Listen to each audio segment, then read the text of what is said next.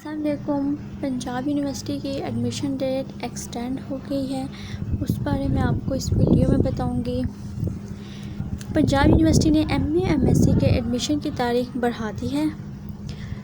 Associate degree commerce part 2 की जो single fees है वो 7,100 है और डबल फ़ीस 14,200 है।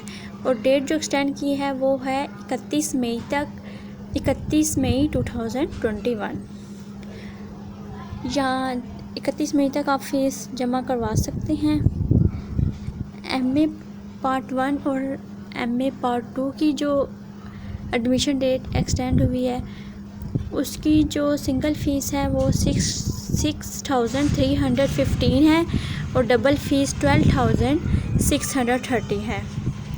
पार्ट 1 की भी यही फ़ीस है और पार्ट 2 की भी यही फ़ीस है।